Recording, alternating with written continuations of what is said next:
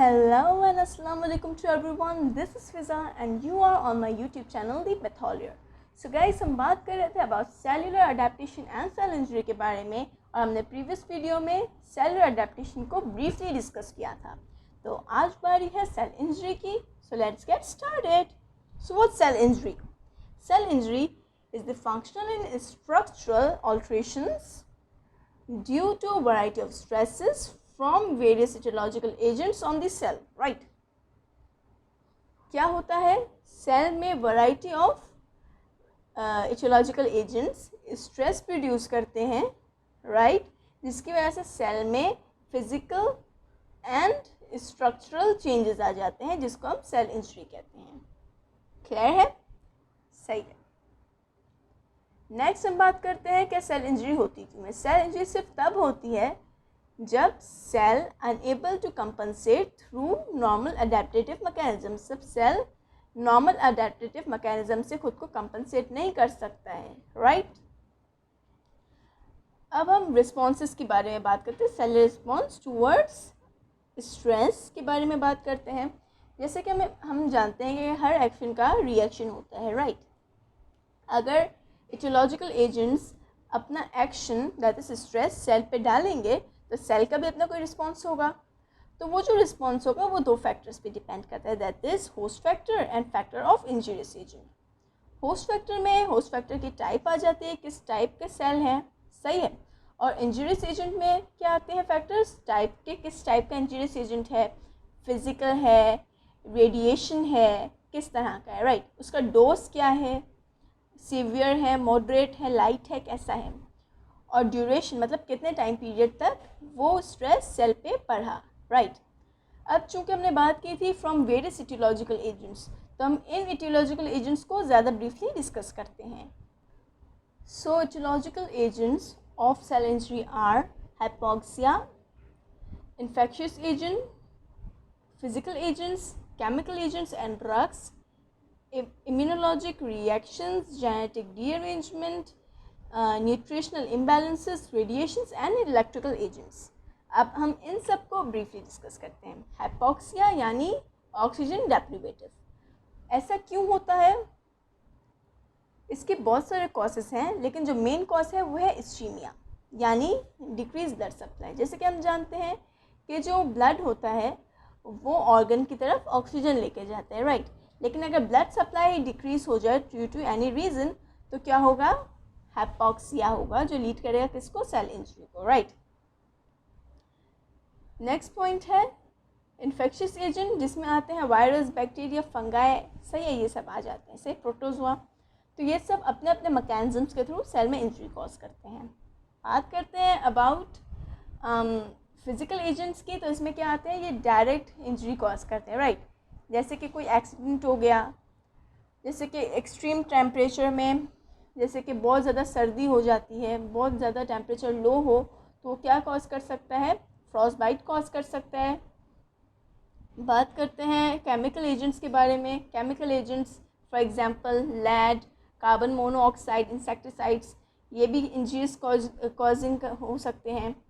बात करते हैं ड्रग के साइड इफ़ेक्ट्स के बारे में.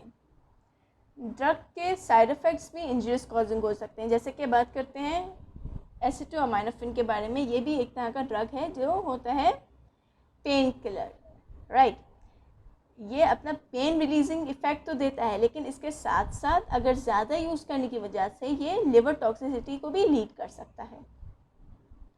इम्यूनोलॉजिकल रिएक्शंस, जिसमें आते हैं hyper sensitivity and auto immune disease.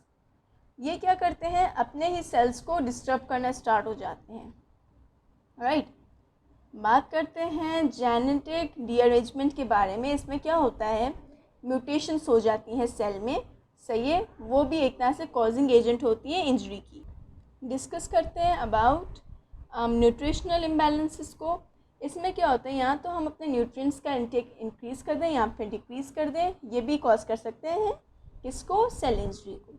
For example अगर कोई अपनी डाइट में लिपिड का कंटेंट इंक्रीज़ कर दे तो उसके आर्टरीज़ में, उसके ब्लड वेसल्स में लिपिड की कंसंट्रेशन या फिर लिपिड की अक्यूमुलेशन इंक्रीज़ हो जाएगी, दैट इज़ एथेरोस्क्लेरोसिस. जो लीड करेगी इस्कीमिया को, और फिर वो लीड करेगी किसको, hypoxia, that is the cause of cell injury.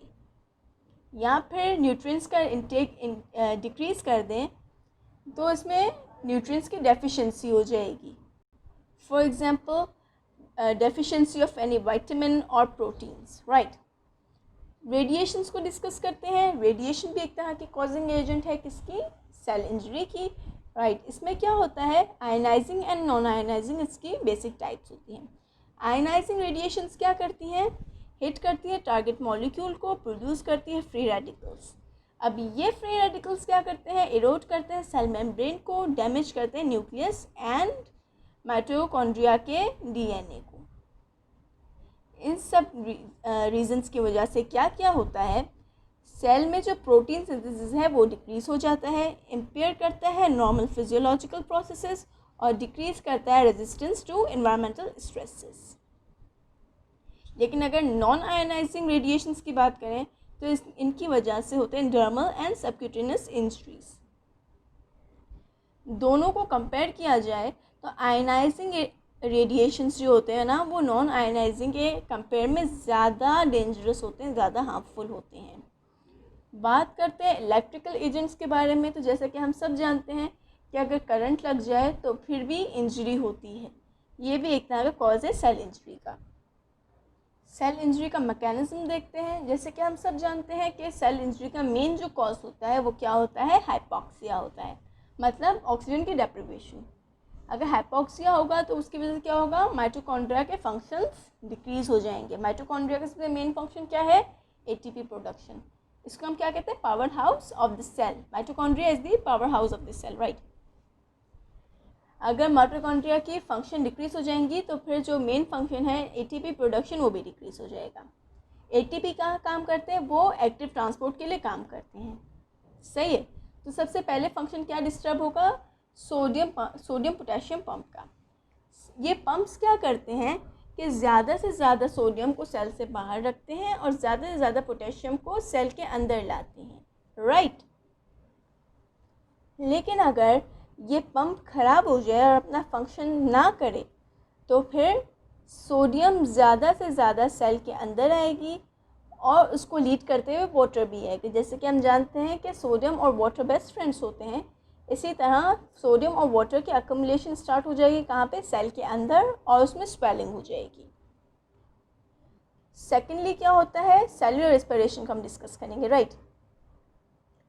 जैसे कि हम जानते हैं कि ग्लूकोज की वजह से क्या होता है, एटीपी प्रोड्यूस होती है, राइट। ग्लूकोज सबसे पहले क्या करता है, ग्लाइकोलिसिस में जाता है, देन क्रेब्स साइकिल होती है, and then electron transport chain होती है, दैट इज ईटीसी, और इसको हम बेसिकली क्या कहते हैं, सेलुलर रेस्पिरेशन, राइट।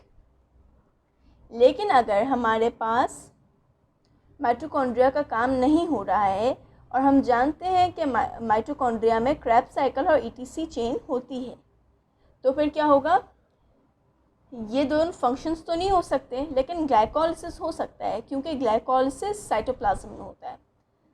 ग्लाइकोलिसिस में क्या होगा, दो तरह के ग्लाइकोलिसिस होते हैं ना, एक एरोबिक होता है, दूसरा होता है एनाएरोबिक, सही है। तो ये लीड करेगा एनाएरोबिक ग्लाइकोलिसिस को, जिसमें प्रोड्यूस होगा क्या, लैक्टिक एसिड। एनाएरोबिक को क्यों प्रोड्यूस करेगा, कि हमारे पास ऑक्सीजन की डेप्रिवेशन है, राइट। तो इस वजह से प्रोड्यूस होगा लैक्टिक एसिड जो लीड करेगा एसिडोसिस को। एसिडोसिस हुआ तो इसकी वजह से होगी डीएनए क्लैंपिंग, जिसमें क्या होता है, डीएनए की श्रिंकेज स्टार्ट हो जाती है, राइट। तीसरा मेन इंपॉर्टेंट पॉइंट क्या होता है, कैल्शियम पंप खराब हो जाता है, वो सही से फंक्शन नहीं करता। जैसे कि हम जानते हैं कि कैल्शियम फ्री अकमुलेशन सेल के अंदर खराब होती है, सही है। अगर वो फ्रीली अकमुलेट करेगा तो वो कौन कौन से एंजाइम्स प्रोड्यूस करेगा, फॉस्फोलिपिड्स प्रोड्यूस करेगा, एंडोन्यूक्लियस प्रोड्यूस करेगा, और प्रोटीएज को प्रोड्यूस करेगा, यानी इन सब एंजाइम्स को एक्टिवेट करेगा, सही है, इनकी सिक्रेशंस को एक्टिवेट करेगा, राइट। अब ये जो सारे एंजाइम्स होते हैं ना, वो क्या करेंगे, ये एंजाइम्स अपनी चीज़ों को डाइजेस्ट करेंगे। जैसे कि फॉस्फोलिपिड्स क्या डाइजेस्ट करेगा, सेल मेम्ब्रेन को डाइजेस्ट करेगा, एंडोन्यूक्लियस डीएनए और आरएनए को डाइजेस्ट करेगा, जिसमें क्या होता है, न्यूक्लिक एसिड होता है। प्रोटीएस क्या डाइजेस्ट करेगा, वो प्रोटीशियस स्ट्रक्चर्स को डाइजेस्ट करना स्टार्ट हो जाएगा, राइट। तो ये 3 मैकेनिज़म्स होते हैं जो एटीपी की डेप्लीशन की वजह से होते हैं, राइट। चूँकि सेल में इतने सारे डैमेजेस हो जाते हैं, तो फिर सेल में जो साइटोप्लाज्म में जो हमारे पास एक और ऑर्गेनेली होता है, जो होता है क्या, लाइसोसोम। लाइसोसोम क्या होता है, सुसाइड बैग, क्योंकि इसके अंदर बहुत सारे एंजाइम्स होते हैं, सही है। तो फिर क्या होता है कि ये जो बैग होता है ये रप्चर हो जाता है, तो इसमें से सारे जो एंजाइम्स होते हैं वो बाहर आ जाते हैं और वो सेल को डाइजेस्ट करना स्टार्ट हो जाते हैं, राइट। तो इसको हम कहते हैं लाइसोसोमल एंजाइम रिलीज। तो आज हमने पढ़ा सेल्यूलर इंजरी के बारे में, सही है, कि व्हाट सेल्यूलर इंजरी, सही है, इसके एटियोलॉजिकल एजेंट्स को देखा और इसके अलावा इसका मैकेनिज्म भी डिस्कस किया, राइट। नेक्स्ट वीडियो में हम बात करेंगे about reversible and irreversible injury, जो सेल इंजरी की टाइप्स हैं, सही है।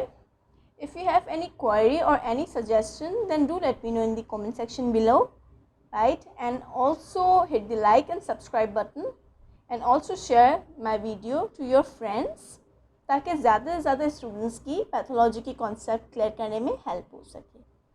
टिल द नेक्स्ट वीडियो, अल्लाह हाफिज़।